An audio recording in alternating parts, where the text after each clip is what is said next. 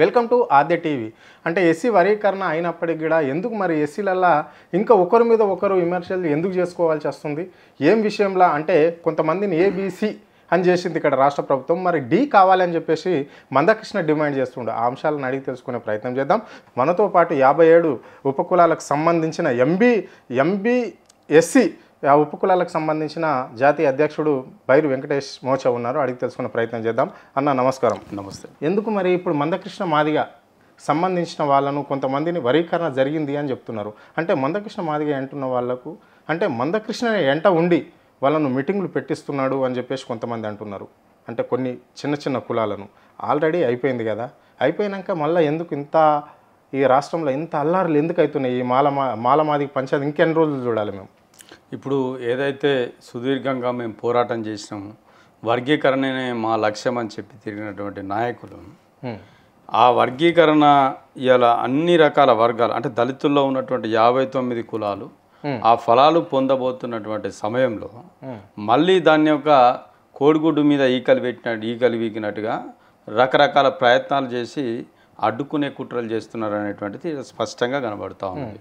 అందులో భాగంగానే మనం చూస్తూ ఉన్నాము. ఒకవైపు ప్రభుత్వము వేగంగా ఆ చర్యలు తీసుకుంటూ వర్గీకరణ అమలు చేసే దిశగా ఒక సబ్ కమిటీ వేసి ఆ సబ్ కమిటీలో చైర్మన్గా ఉత్తమ్ కుమార్ రెడ్డిని, సభ్యులుగా దామోదర రాయనరసింహ గారు ఉన్నారు, తర్వాత మన బీసీ నుంచి పొన్నం ప్రభాకర్ గారు ఉన్నారు, శ్రీధర్ బాబు గారు ఉన్నారు, సీతక్క గారు ఉన్నారు. వీళ్ళందరితోటి ఒక కమిటీ వేసి వీళ్ళంతా కూడా ఇది ఇట్లా ఈ కమిటీ నిర్ణయించే పరిస్థితి ఉండదు కాబట్టి ఒక న్యాయబద్ధంగా జరగాలన్న ఉద్దేశంతో షమీమ్ అఖ్తర్ అనేటువంటి ఒక రిటైర్డ్ జడ్జితోటి, హైకోర్టు జడ్జితోటి ఒక కమిషన్ వేసి ఆ కమిషన్ కూడా ప్రతి జిల్లాలో అన్ని వర్గాల ప్రజలను కలుసుకుంటూ ఆ కులాల నుంచి నివేదికలు రిప్రజెంటేషన్లు తీసుకుంటూ వాళ్ళ మీద ఎంక్వైరీలు చేస్తూ 82 రోజులు వాళ్ళు కష్టపడి ఒక రిపోర్ట్ తయారు చేసి సుప్రీంకోర్టు గైడ్లైన్స్ ఏమున్నాయో వాటి అనుకూలంగా ఒక నివేదిక తయారు చేసి ప్రభుత్వానికి ఇచ్చింది.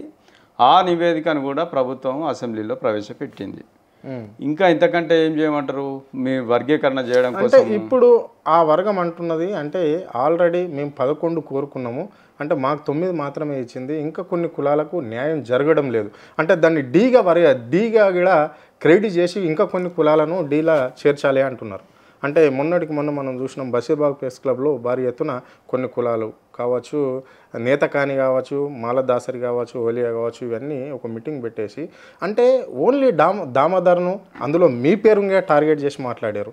దామోదర్ను ఏకంగా బట్టలు ఇచ్చి కొట్టే పరిస్థితి వస్తుంది. మందకృష్ణ కాళ్ళ దగ్గర ఉండి మంత్రి పదవి సంపాదించి రాజకీయంగా ఎదిగిన కొంతమంది, అందులో మీరు బైరు వెంకటేష్ని కూడా అక్కడ పొందుపరచడం కొంతమంది స్టేజ్ మీద ఉన్న నాయకులు చేశారు. ఆ వాక్యాలను ఎట్లా చూడాలి మరి?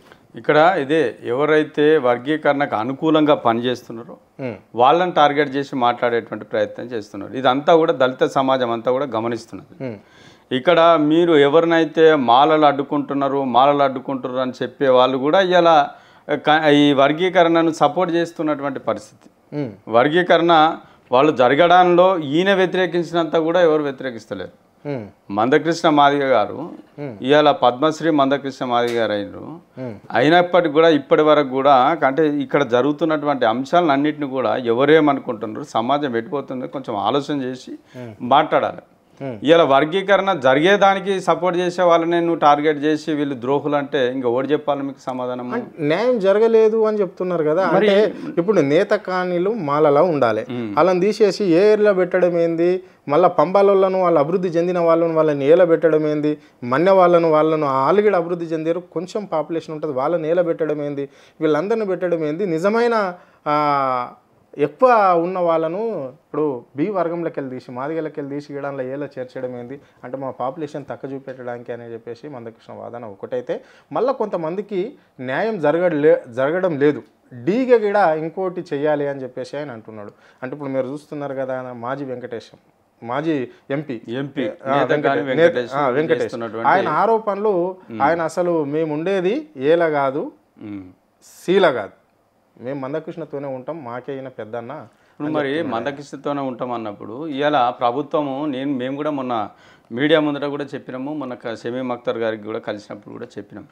ఇప్పుడు అనవసరంగా షమీం అఖ్తర్ అనేటువంటి ఒక జడ్జితోని కమిషన్ వేసారు. కానీ అదే ఇప్పుడు పద్మశ్రీ మందకృష్ణ గారిని జస్టిస్ మందకృష్ణ కమిషన్ ఒకటి వేస్తే ఆయననే ఎవరిని ఇలా పెట్టాలని చెప్తుండే. దానికి ఈ కమిషన్ ఎందుకు, ఈ సభ్యులు ఇవన్నీ ఎందుకు? ఈయన కూడా మరి గతంలో ఈ కమిషన్ వేసినప్పుడు ఈయన రిప్రజెంటేషన్ ఇచ్చాడు కదా. అప్పటికి మరి ఇన్నేళ్ల నుంచి కొట్లాడుతున్నటువంటి నాయకునికి ఏ కులం ఏడుండాలనేటువంటి తెలియదా? మరి దాన్ని మాకు అప్పుడు 11% మాకు కావాలని చెప్పేసి నువ్వు నీ రిప్రజెంటేషన్ ఇచ్చి అప్పుడు ఆ కులాలు ఏవి నీకు గుర్తుకు రాలేదు. వాళ్ళు నువ్వు ఇచ్చినటువంటి తీసుకొని ఇలా అన్ని కులాల యొక్క ఆర్థిక స్థితిగతులు, వాళ్ళ సామాజిక పరిస్థితులు అన్నీ తీసుకొని నీకు వాళ్ళు ఒక నివేదిక తయారు చేసినాక ఇప్పుడు నీకు ఈ కులం ఈడు ఉండాలి, ఆ కులం ఆడు ఉండాలని చెప్పేసి నీకు ఇప్పుడు గుర్తుకొచ్చింది. ఇప్పుడు ఈ నేతకాని వెంకటేష్ అనేటువంటి ఒక చాతకాని వెంకటేష్ ఇవాళ మాట్లాడుతూ ఉన్నాడు. ఎన్నడూ కూడా కనీసం వర్గీకరణ విషయంలో సపోర్ట్ చేసిన వ్యక్తి కాదు, లేకపోతే ఒక మాల సంఘంలో సపోర్ట్ చేసిన వ్యక్తి కాదు, మాదిగ సంఘంలో సపోర్ట్ చేసిన వ్యక్తి కాదు. ఇలా ఏం మాట్లాడుతున్నావా? కనీసం నోరుకు అన్నం తింటున్నావా, ఇంకేమైనా తింటున్నావా? ఇలా మొన్న ఒక మీటింగ్లో, ఒక పబ్లిక్ మీటింగ్లో ఇంత ఎస్సీ వర్గీకరణ కోసము ఇంత కృషి చేస్తున్నటువంటి ఒక మంత్రిని పట్టుకొని నీ ఇష్టం వచ్చినట్టు మాట్లాడతావా? అంటే వాక్యాలు నేను చెప్తా వాక్యాలు ఏం చేసిండు అనేటిదైనా. అంటే ఇప్పుడు వివేక్ వెంకటస్వామి ఉన్నాడు, మాల సామాజిక వర్గం. ఆయన దగ్గర దామోదర్ రాజనరసింహ 100 కోట్లు తీసుకున్నాడు కాబట్టి వర్గీకరణ చేయించిండు. ఆయన బట్టలు ఇచ్చి కొడతాం అంటే మీ ఉద్దేశం ఏంది? మీ ఉద్దేశం ఏంది? ఎస్సీ వర్గీకరణ జరగాలనా జరగద్దనా? ఒకటి వెంకటేష్ అంటే ఈ కమిటీలో ఓన్లీ దామోదర్ ఒక్కడే ఉన్నాడా? ఇప్పుడు మీరు అన్నట్ల సీతక్క ఉంది, మళ్ళా ఆయన శ్రీధర్ బాబు ఉన్నాడు, మళ్ళీ అంటే ఉత్తమ్ కుమార్ రెడ్డి ఉన్నాడు. వీళ్ళందరికీ లేనిది దామోదర్కి ఒక్కరికే ఇచ్చినట్లు ఎట్లా? మరి ఇది ఏ విధంగా చూడాలి? అంటే ఇప్పుడు వర్గీకరణకు వీళ్ళు అడ్డుపడుతున్నట్లన్నా లేకుంటే? కానీ మనకు ఈ మాటలు చూస్తే అర్థమవుతుంది కదా ఆయన ఏం మాట్లాడుతున్నాడు. ఒక్కసారి విందాం మనం కూడా స్పష్టంగా.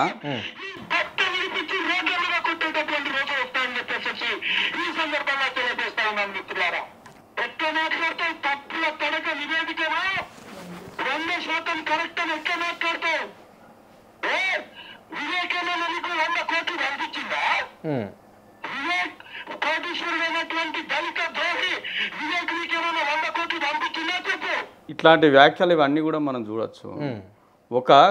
ఈ నేతకాని వెంకటేష్ అనేటువంటి వ్యక్తి ఒక గ్రూప్ 1 అధికారిగా ఉండి ఒక ఎంపీగా పనిచేసినటువంటి వ్యక్తి ఇవాళ ఒక మంత్రిని పట్టుకొని ఇవాళ ఈ వర్గీకరణ కోసం గతంలో జరిగిన వర్గీకరణ కానీ లేకపోతే మొన్న ఆగస్టు 1 నుంచి ఇప్పటి వరకు జరుగుతున్నటువంటి వర్గీకరణ ప్రక్రియలో తెల్లందాకా పొద్దుందాకా ఆయన పూర్తి స్థాయిలో దీని మీదనే పనిచేస్తూ దీన్ని ముందడుగు తీసుకుపోవడానికి కృషి చేస్తున్నటువంటి ఒక వ్యక్తి మీద ఈయన 100 కోట్లు ఇచ్చిందని నువ్వు చెప్పి ఏది రిపోర్ట్ కరెక్ట్ ఉన్నదని చెప్తున్నావా అని అంటున్నాడు. మరి నీకు ఎన్ని కోట్లు ఇచ్చిండ్రని చెప్పేసి నీకు ఇలా బీజేపీ గవర్నమెంట్ నీకు ఎన్ని కోట్లు ఇచ్చిందని చెప్పేసి వర్గీకరణ వ్యతిరేకిస్తావు నువ్వు నీ కమిషన్లు నీకు డౌట్ ఉంటే మళ్ళా నీకేమైనా ఇబ్బంది అనుకుంటే ఇంకొకసారి నువ్వు నీ బాధ ఏందో చెప్పుకోమని గడువు కూడా పెంచిర్రు. అంటే ఇప్పుడు వర్గీకరణకు కమిషన్కు సంబంధం లేదు. మందకృష్ణ మాదిగ ఎప్పుడు కూడా షమీం అఖ్తర్ కమిషన్ విమర్శించడం లేదు. సో ఈయన మాత్రమే అన్నాడు. మళ్ళా అందులో ఒకటి ప్రధానంగా 2 కమ్యూనిటీలకు సంబంధించి కూడా మాట్లాడాడు. అందులో మీది కూడా ఉంటుంది, అది సేమ్ దామోదర్ది మీది సేమ్ కమ్యూనిటీ కావచ్చు. ఇక్కడ విషయం ఏంటంటే ఇప్పటి వరకు గుర్తుకు రాలంటువంటి కులాలు ఇవాళ మాదిగలకు అన్యాయం జరిగింది, మాకు తక్కువ వస్తే మేము ఊకునేది లేదు, మాకు 12% కావాలన్నటువంటి నువ్వు 12% ఇలా ఉన్నదే 15%, అందులో 12% కావాలి, 11% ఖచ్చితంగా కావాలన్న నువ్వు ఇలా రోజుకొక కులాన్ని ఫోన్ చేసుకుంటా నువ్వు ఒక్కొక్క ప్రెస్ మీట్లు పెట్టుకుంటా వాళ్ళకు ఖర్చులు ఇచ్చుకుంటా నువ్వు తిప్పుకుంటా మీకు అన్యాయం జరిగింది, మీకు నేను న్యాయం చేస్తా అని తిప్పుకుంటా ఉన్నావు. మరి వాళ్ళకి ఎంత శాతం ఇస్తావు? ఇప్పుడు వాళ్ళకి సపరేట్ అన్యాయం జరుగుతుంది అంటున్నావు కదా. మరి నీకు వచ్చినటువంటి నువ్వు ఉన్నటువంటి గ్రూప్కి వచ్చినటువంటి 9%లోకి వెళ్ళి ఇంకో 4% తీసిస్తావా మరి వీళ్ళందరికీ? అట్లా కాదు, మాదిగలకి అన్యాయం జరిగింది 11 కావాలన్న తాడ 9. మాదిగలు అయితే మాదిగలు నిన్ను అడ్డుకుంటలేరు కదా, మిగతా కులాలతోటే కదా నీకు అన్యాయం జరిగిందని చెప్పేసి నువ్వు ఒలియదాసరనో మాలదాసరనో ఇంకో నేతకానో తీసుకొచ్చి నువ్వు ఇంకో గ్రూప్ చేయాలని అంటున్నావు కదా. ఈ గ్రూప్ చేసిన దానికి ఎంత శాతం ఇస్తావు నువ్వు చెప్పు? ఉన్న దాంట్లో నీకు మొదటి నుంచి కూడా మేము డిమాండ్ చేస్తూ ఉన్నాం. ఉన్న రిజర్వేషన్లు సరిపోయే పరిస్థితి లేదు కాబట్టి 22% పెంచాలని డిమాండ్ చేస్తాం. నువ్వు ఎన్నడన్నా అడిగినవా? డిమాండ్ చేసినావా? నువ్వు ఎన్నడన్నా రిజర్వేషన్ల పర్సెంటేజ్ ఆ దిశగా వెళ్తే మీకే బెనిఫిషియం కదా. ఆ దిశగా వెళ్ళమని అంటున్నాం కదా. అది చేయకుండా ఉన్న శాతంలో ఇళ్ళకు అన్యాయం జరిగింది, వాళ్ళకి అన్యాయం జరిగింది అని అంటే వాళ్ళంతా కూడా సోషియో ఎకనామిక్ బేస్ తీసుకొని కమిషన్ రిపోర్ట్ ఇచ్చింది కదా. మళ్ళీ నీకు ఎక్కడ అన్యాయం జరిగింది అనేటువంటిది నువ్వు పాయింట్అవుట్ చేయమని చెప్పేసి నీకు మళ్ళీ గడువు కూడా ఇచ్చింది కదా. అది చేయకుండా ఈ ఫాల్తూ ఒక నాయకునిగా పనిచేసినోడు, ఒక చదువుకున్న వ్యక్తి ఇంత పెద్ద కార్యాన్ని భుజం మీద వేసుకొని నడిపించినటువంటి వర్గీకరణ కోసం పనిచేస్తున్నటువంటి దామోదర్ రాజనరసింహని బట్టలు ఇడిచి కొడతా అంటాడా? ఎంత ధైర్యం ఈయన ఏమనాలనేటువంటిది కూడా నాకు మాటలు వస్తలేవు. ఎందుకంటే మేము చదువుకున్న వ్యక్తిగా మేము కూడా గౌరవించి మాట్లాడుతూ ఉన్నాం. ఆ మీటింగ్లో ఏంది పద్మశ్రీ మందకృష్ణ మాదిగ అని చెప్పేసి అక్కడ పెట్టుకున్నారు. పద్మశ్రీ అనేటువంటి ఒక గౌరవప్రదమైనటువంటి పదాన్ని పెట్టుకొని అక్కడ ఇటువంటి బూతులు మాట్లాడి తిట్టదందుక, నువ్వు తిట్టిపించేదందుక ఈ మీటింగులు పెట్టుకునేది ఎవరి కోసం అండి? నువ్వు ఇలా దామోదర రాజనరసింహ మీద మాట్లాడేటువంటి దమ్మున్నావా? నీ కథ ఎంత, నీ లెక్క ఎంత? ఇలా నేతకాని వెంకటేష్కు మేము సవాల్ చేస్తూ ఉన్నాం. ఇలా 57 కులాలకు అన్యాయం జరిగింది అనేటువంటి వాదాన్ని ఇలా 15 సంవత్సరాల నుంచి మోసుకుంటూ వస్తున్నటువంటిది మేము. ఏనాడు నీ కులం గురించి చెప్పుకున్నావా? నీ కులం ఉనికి కూడా తీసుకొచ్చే ప్రయత్నం లేదు. అది కూడా మేము చేసిన పనే. మేమే నీ కులాన్ని కూడా ఉనికిలోకి తీసుకొచ్చినాం. నువ్వు ఇలా మాట్లాడుతా ఉన్నావు. అందుకే మీ పేరు మాట్లాడారుగా. నేను చెప్తున్నాం కదా, మీరు ఇట్లనే వర్గీకరణ అడ్డుకునేటువంటి కుట్ర వెంకటేష్ నేత కానీ నోరు దగ్గర పెట్టుకొని మాట్లాడాలి. ఎక్కువ తక్కువ దామోదర్ రాజనరసింహ గారి మీద కానీ మా దళిత నాయకుల మీద ఇంకెవరైతే వర్గీకరణను కృషి చేసేటువంటి నాయకులను ఎవరిని అడ్డుకున్నా నీ తోలు వలిసి చెప్పులు గుట్టి దామన్న కాళ్ళకు దొడిగిస్తాం బిడ్డ. ఏమనుకుంటున్నావు? దగ్గర పెట్టుకొని మాట్లాడాలి. వాళ్ళు ఇక్కడ వీళ్ళని తిట్టిపించేటువంటి స్క్రిప్ట్ ఇచ్చేటువంటి నాయకులు కూడా ఆలోచన చేసుకోవాలి ఎవరి గురించి మాట్లాడుతున్నాం అనేటువంటిది. ఇలా కృష్ణమాదిగ అన్న గారు మీ దామోదర్ రాజనరసింహ మీదనే టార్గెట్ చేస్తూ మీ కులం ఏందో తెలియదు, అసలు నువ్వు నీ కులాన్ని నీకు మంత్రి పదవిని బర్తరఫ్ చేయాలని మాట్లాడుతున్నారు. దేనికి బర్తరఫ్ చేయాలండి? వర్గీకరణ కోసం పనిచేసినందుక, లేకపోతే ఈ తెలంగాణ రాష్ట్రం కోసం ఇలా బిల్లు పెట్టడంలోకి ఆనాడు ఉన్నటువంటి పరిస్థితుల్లో కీలక పాత్ర వహించినందుక, ఈ వర్గీకరణ కోసం కోట్ల చుట్టూ తిరిగినందుక దేనికైనా బర్తరఫ్ చేయాల్సి వచ్చింది. ఇలా నువ్వు చేయమని చెప్పేసి నువ్వెట్లా అంటావు? అంటే ఇలా ఆల్రెడీ కాంగ్రెస్ పార్టీ ఎన్నికల మేనిఫెస్టోలో ఉన్నది కదా వర్గీకరణ చేస్తారు. అందుకే కదా వీళ్ళు చేస్తున్నారు. మరి వీళ్ళందరూ చేసింది ఏంటంటే ప్రభుత్వమే కదా చేసింది. కాంగ్రెస్ పార్టీ ఒక స్టాండ్ తీసుకున్నది కాబట్టి ఇవాళ ఎంత వ్యతిరేకత వచ్చినా కానీ, ఎవరెన్ని అడ్డుకున్నా కానీ ఇలా వర్గీకరణకు అనుకూలంగా ఇలా వాళ్ళు పనిచేస్తూ ఉన్నారు. దాన్ని అప్రిషియేట్ చేయాల్సింది పోయి దీనికి నువ్వు అడ్డుకుంటున్నావు అని చెప్పి చేసేటోనే కట్టబెట్టి నువ్వు కాసిన చెట్టుకే రాళ్ళు కొడతా అంటే ఏమన్నట్టు? అంటే ఇప్పుడు న్యాయమైనది కాదంటారా వెంకటేష్ గారు? వాళ్ళ డిమాండ్ వాళ్ళు అడుగుతున్నారు అంటే ఒకసారి మీరు ఆలోచన చేయండి, చెప్పండి. అంటే ప్రభుత్వంకు వాళ్ళు 11 కావాలని కోరుకుంటున్నారు, వాళ్ళు 9 ఇచ్చారు అంటే వాళ్ళ డిమాండ్ వాళ్ళ ప్రకారం చేసుకుని హక్కు వాళ్ళకు ఉంది కదా రాజ్యాంగం ప్రకారం. ఇప్పుడు ఆ డిమాండ్ చేస్తలేరు వీళ్ళు. ఇలా కృష్ణమాదిగ అన్న గారు ఆలోచన చేయాలి. పూటకో మాట పూటకో డిమాండ్ తీసుకొస్తా ఉన్నాడు. ఫస్ట్ ఏమో ఏబిసిడి కావాలన్నారు. అప్పుడు 7% ఉండే బి గ్రూప్ కు. ఇప్పుడు ఉమ్మడి ఆంధ్రప్రదేశ్ కి 7% ఉండే. ఇప్పుడు తెలంగాణ రాష్ట్రంలో 9% వచ్చింది. ఏం తక్కువైందంటే మీకు నాకు అర్థం కాదు. కానీ మిగతా కులాలు మేము మొదటి నుంచి ఏం చెప్పినాము, 57 కులాలకు అన్యాయం జరుగుతూ ఉన్నటువంటిది మా పోరాటం.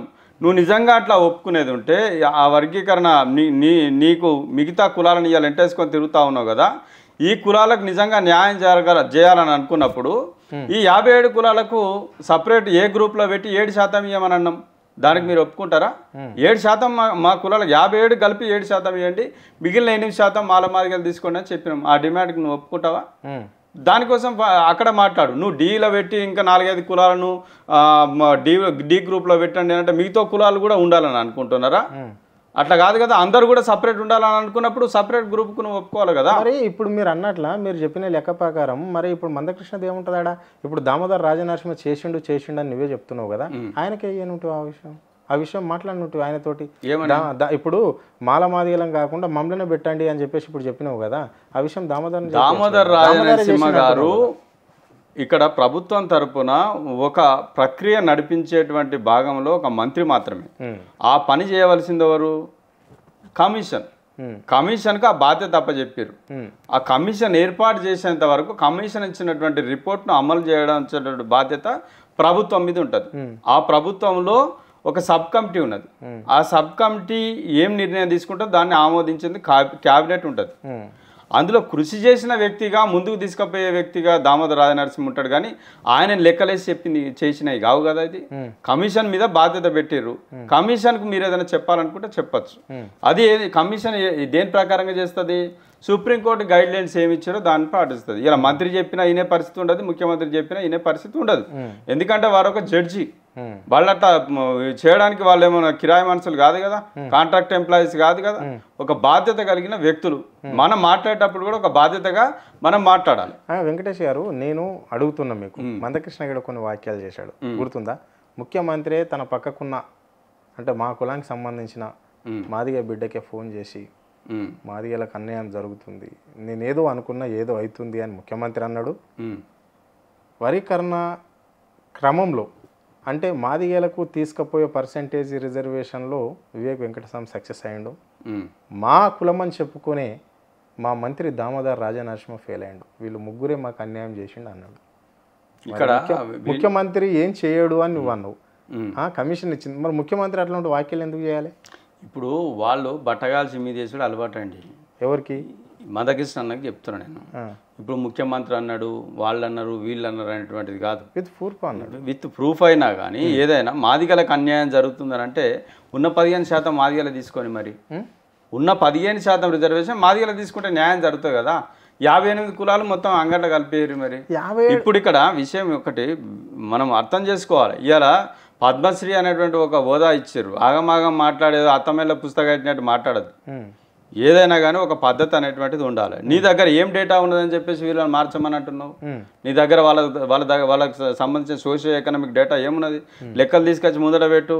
నువ్వు ఇలా కొన్ని కులాల గురించి మాట్లాడుతూ ఉన్నాడు. పంబాల కులం అనో లేకపోతే మన్య కులం అనో, వీళ్ళు బాగా అభివృద్ధి చెందిర్రు, వాళ్ళని ఇళ్ళ పెట్టాలి, లేకపోతే ఓలేదాసులు బాగా వెనుకబడి ఉన్నారు. గతంలో ఉన్నటువంటి 2004 ఉన్నాయి కదా, 2000 నుంచి 2004 మధ్యలో వాళ్ళు సి గ్రూప్లో పెట్టిరు కదా. అప్పుడు నువ్వు ఎందుకు సపోర్ట్ చేయలే? అప్పుడు నువ్వు పెట్టించినావు. మరి మొలియదాసరులను ఇలా మాలదాసరులే వద్దంటున్నాను అంటున్నావు. అసలైన మాలదాసరులేమో వీళ్ళు మాలదాసరులు కాదు, వాళ్ళు ఎవరినో ఫేక్ మాలదాసరులను తీసుకొచ్చి నువ్వు మీటింగ్ పెట్టి మమ్మల్ని బదనాం చేస్తున్నావు అని అంటున్నారు వాళ్ళు. అంటే వాళ్ళు ఎవరో కూడా తెలుసుకోకుండా నువ్వు మీటింగులు పెడితే ఎవరిని బదనాం చేద్దామని అనుకుంటున్నావు? ఇలా ఉపకులాల మీద ప్రేమ ఉంటే, లేకపోతే ఈ ఉపకులాలను ముద్రేసినటువంటి బ్యాక్వర్డ్ షెడ్యూల్డ్ కులాల మీద ప్రేమ ఉంటే, ఈ సుప్రీంకోర్టు చెప్పినట్టుగా అందరికీ ఎక్కువ మీకంటే మీరు 4% తగ్గించుకొని వీళ్ళకి ఇవ్వండి. ఎంబీఎస్సీ కులాల మీద మందకృష్ణకు ప్రేమ లేదంటారా? ఉంటే ఇక్కడి దాకా ఎందుకు వస్తుండేండి? ఆయన స్పష్టంగా చెప్పిండు జడ్జిమెంట్ వచ్చిన రోజే, మేము మాదిగల కోసం పోరాటం చేసినాం, మా మాదిగల తక్కువ వస్తే ఊకునేది లేదు. ఇంకో కులాలు ఎవరైతే ఆ వీడియోలు కూడా ఉన్నాయి. మీకు మిగతా 57 కులాలు అంటావా, ఎవరికి నచ్చిన కాడ వాళ్ళు ఉండని, వాళ్ళకి ఎంత వస్తే మాకు సంబంధం లేదు అన్నారు. అది వాస్తవమే కదా. అదే అంటున్నాం కదా. ఇప్పుడు అన్యాయం మా కులానికి జరుగుతుంది నేను ఉన్నా అని చెప్పిండు. ఇప్పుడు మీరున్నారు, మీ కమ్యూనిటీని మీరు చేర్చుకోవాలంటే మాతో ఉంటా అంటే బహిర్గతంగా చెప్పిండు ఆయన, మీడియా సమక్షంలో చెప్పిండు. ఇప్పుడు కొత్తగా చెప్పేది ఏం లేదు. అక్కడ మాతోటి ఉంటాన్నోళ్ళు ఎవరు, మా ఎంట నడుస్తున్నది ఎవరు అని అడిగిండు. లేదు అనుకుంటే ఇప్పటికైనా వెళ్ళిపోవచ్చు అని చెప్పి ఆయన చెప్పినా కానీ ఆయన చెప్పాల్సిన అవసరం లేదు. ఇవాళ ఎవరికి అన్యాయం జరిగింది అని అనుకున్నప్పుడు వాళ్ళ న్యాయమైన వాటా కోసం వాళ్ళు కొట్లాడతారండి. వాళ్ళు ఎక్కడుండాలి. ఇప్పుడు నువ్వెందుకు అంటున్నావు? నువ్వు ఇండ్లు ఉండాలంటుండ ఆయన అండ్లు ఉండాలంటున్నావు, నువ్వెందుకు అంటున్నావు? మరి వాళ్ళు ఎండు ఉండాలనుకుంటే అండ్లు ఉంటారు, నీకెందుకండి? అవును, వాళ్ళు ఉండాలనుకున్న కాడ ఉంటారు. వాళ్ళు నీకు షమీమ్ అఖ్తర్ కమిషన్కు వాళ్ళు కూడా వాళ్ళ రిప్రజెంటేషన్ ఇచ్చారు, ఎండ్లు ఉండమని అనుకుంటారు అనేది. ఆయన ఏం చేయాలనుకుంటాడో ఆయన చేసిన తర్వాత నచ్చకపోతే దాని సంగతి ఏందో వాళ్ళు మళ్ళీ మాట్లాడతారు, ప్రభుత్వానికి చెప్తారు. ఇవాళ ఆయన నీదేమన్నా నువ్వు కమిషన్ పెట్టుకున్నావా, నీకు అందరు వచ్చి రిప్రజెంటేషన్లు ఇవ్వాలన్నా? ఇలా ప్రభుత్వం దానికి ఏర్పాటు చేసింది కదా, దానికి సంబంధించిన కమిషన్ ఉన్నది కదా, కమిషన్ పోయి చెప్పుకుంటారు. అసలు కులం వాళ్ళేమో మేము సరే ఉన్న దాంట్లో మేము అడ్జస్ట్ అవుతామని వాళ్ళు అంటుంటే వీళ్ళు అద్దంటున్నారు అని చెప్పేసి నువ్వు మీటింగ్లు పెట్టి చెప్పబడితే మరి నువ్వు నీ మాటినాలనా కమిషన్ మాటినాలనా? స్టూడియోలా నా దగ్గర నువ్వు ఎన్నోసార్లు చెప్పినావు ఏంది నేను ఏ కేటగిరీలో ఉంటామని. మరి మీ కులం ఎల్లుంది, ఎందుకు నువ్వు ఏ కేటగిరీలోకి పోలేకపోతున్నావు? ఇక్కడ చెప్తున్నాం కదా, మేము ఏ కేటగిరీలో పెట్టండి, ఇప్పటికి కూడా చెప్తున్నాం. ఏ కేటగిరీలో 57 కులాలన్నింటిని పెట్టి 7% ఇవ్వండి. ఇలా 1% ఇచ్చి ఎవరి గొంతు నొక్కుతారండి? నాకు అర్థం కాదు. కానీ అంటే పాపులేషన్ ఉంటుంది కదా, ఇప్పుడు 33 లక్షలేమో వినండి, ఈ రాష్ట్రంలో 33 లక్షలేమో మాదిగ జనాభా. మీ ప్రభుత్వం చూపెట్టిన లెక్కల ప్రకారం 17 చిల్లెర మాలది, ఇక్కడ 2 లక్షల చిల్లెర ఏందో ఇక్కడ చూపెట్టారు. అవునండి. సో మరి ఇప్పుడు నువ్వు అంటున్నట్టుగానే పాపులేషన్ తీసుకున్నా కానీ ఇంకేదైనా తీసుకున్నా ఈ పాపులేషన్ తీసుకున్న పరిస్థితులలో మిగతా ఈ రెండు బీసీ గ్రూపులలో ఎందుకు పెట్టారు మిగతా కులాలను? మరి అందరిని ఒకటే కేటగిరీలో పెట్టచ్చు కదా. వాళ్ళు ఎంత పాపులేషన్ అని ఉండదండి, వాళ్ళందరిని ఒక గ్రూప్లో పెట్టచ్చు కదా. మళ్ళీ రెండు గ్రూపులలో ఎందుకు కలిపారు? అసలు మాదిగల రెండోది పూర్తిగా వేరండి. ఇప్పుడు రెండు గ్రూపులలో పెట్టిండ్రు, వాళ్ళని ఒక మొత్తం కలిపి ఒక సపరేట్గా పెట్టి ఇలా వెనుకబాటుకు గురైనటువంటి వాళ్ళు ఎవరో తేల్చండి. మాదిగలు బ్యాక్వర్డ్ ఉన్నారా, మిగతా 57 కులాలు బ్యాక్వర్డ్ ఉన్నారా తేల్చి వాళ్ళకి వెనకబడ్డ వాళ్ళకు వాళ్ళని ఈక్వల్ చేయండి.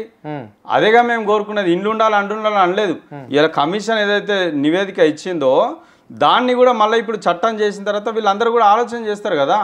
ఇప్పుడు వీళ్ళు ఏం చెప్పారు అనేటువంటిది అది మాట్లాడకుండా, లేకపోతే ఈ కులం యొక్క రిపోర్టు అంటే ఈ కులంలో యొక్క ఉద్యోగులు కానీ లేకపోతే వాళ్ళ జీవన ప్రమాణాలు కానీ మెరుగైనవి, లేకపోతే వాళ్ళు ఇంకా పూర్ణమైనటువంటి నీతాడ ఏమైనా డేటా ఉంటే తీసుకురొచ్చి మాట్లాడదాం. అది చెప్పకుండా ఈ కులాలను వ్యక్తులను టార్గెట్ చేస్తూ మాట్లాడడం అనేటువంటిది కరెక్ట్ కదా అంటున్నాం. అంటే ఇలా ఇంకొకటి ప్రతి కులాన్ని కూడా మెన్షన్ చేస్తూ ఇలా మాట్లాడుతూ ఉన్నారు. ఇలా దామోదర రాజనరసింహను ఇదే కులం అని మాట్లాడుతూ ఉంటాడు, లేకపోతే ఆయన కులంగాని వ్యక్తి కాబట్టి ఆయన తీసేయాలని అంటారు. ఇప్పుడు అది ఒక కాంగ్రెస్ పార్టీలో ఉన్నటువంటి నాయకులు అన్నప్పుడు వాళ్ళు ఈ వర్గాలకు సంబంధించినటువంటి సమస్య ఏదైనా వచ్చినప్పుడు ఆ పార్టీలో ఉన్నారు కాబట్టి వాళ్ళు చేయగలుగుతారు. ఇప్పుడు కాంగ్రెస్ పార్టీలో మరి ఆయన కాకపోతే ఇంకోరన్నా ఉంటే వాళ్ళు ఆ టైంలో ఎవరైనా చేస్తారో చేయకపోదురో. ఈయన ఇప్పటికి ఇంత ఈ మాత్రం ఇనిషియేట్ తీసుకుంటున్నారు. వేరే రాష్ట్రాల్లో ఇది కూడా జరుగుతలేదు కదా.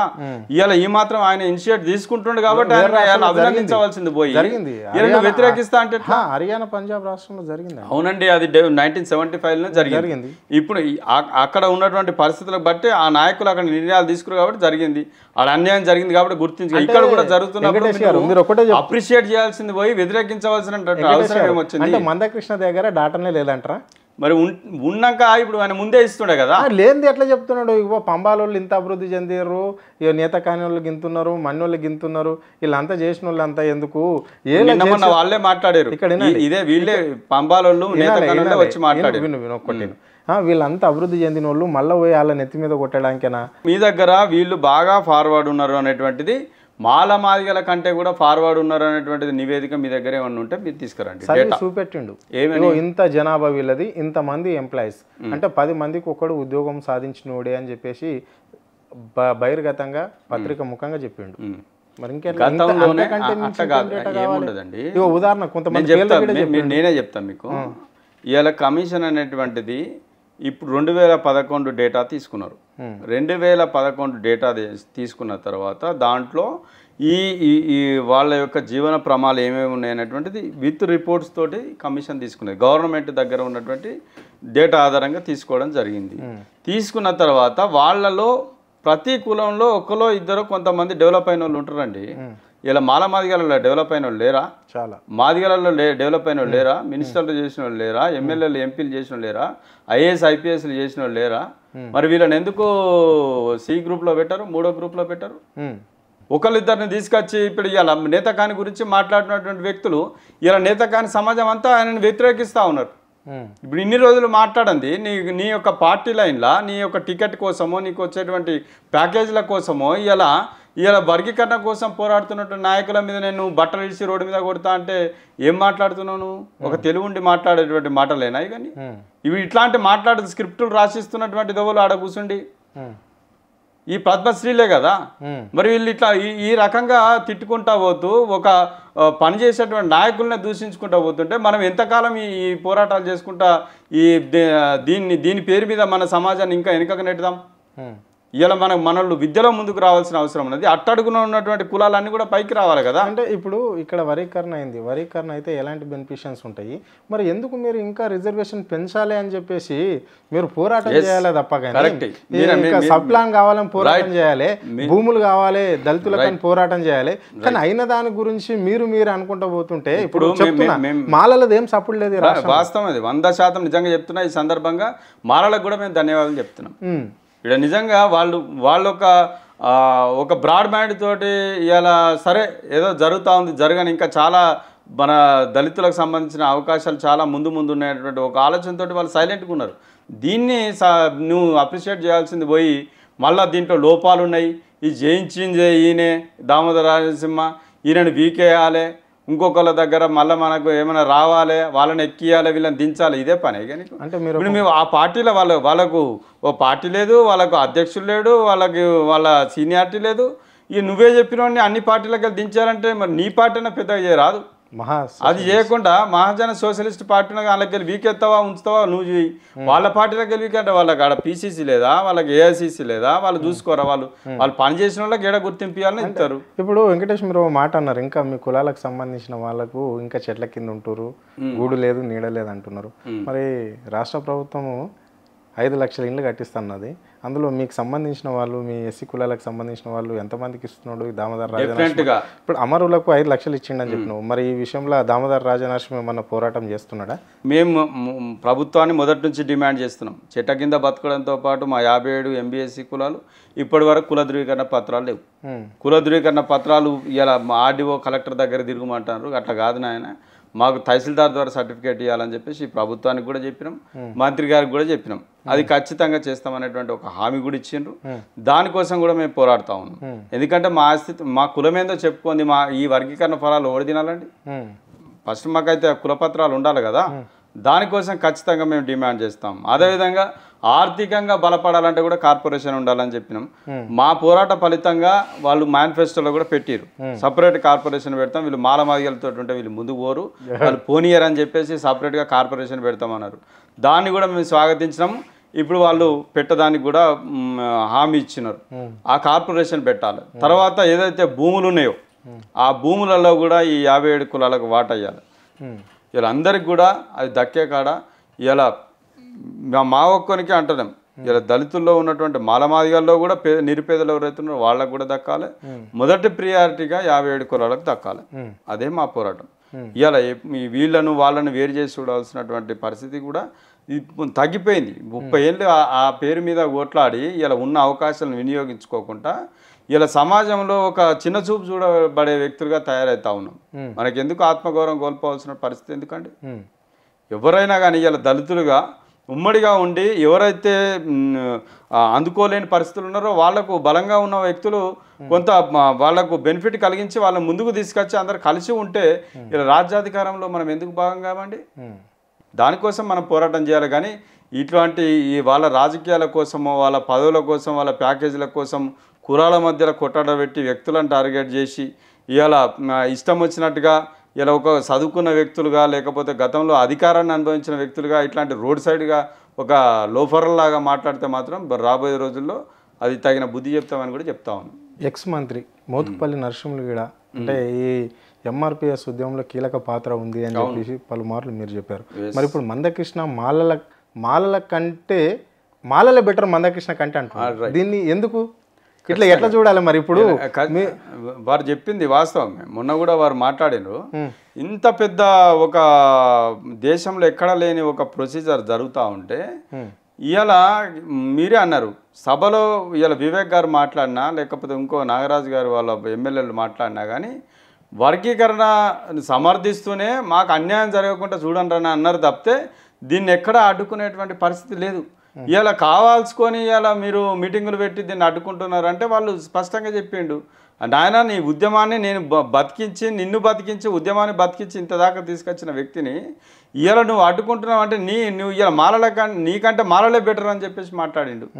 ఇలా దాంట్లో 100% ఇలా మనం దాన్ని అప్రిషియేట్ చేయాల్సినటువంటి అవసరం. ఎందుకంటే ఆయన అనుభవమైన వ్యక్తిగా ఇలా ఉద్యమం కంటే ముందు నుంచి ఆయన మంత్రి, అప్పటి నుంచి కూడా ఒక సీనియర్ నాయకునిగా ఉండి ఈ జాతిలో ఆ ఉద్యమాన్ని ఒక న్యాయమైన డిమాండ్ ఉన్నదని చెప్పి దానికి సపోర్ట్ చేసుకుంటూ వచ్చిన వ్యక్తిగా మాట్లాడిండు. ఆయన ఎవరో ఆషామాషి వ్యక్తి కాదు మాట్లాడింది.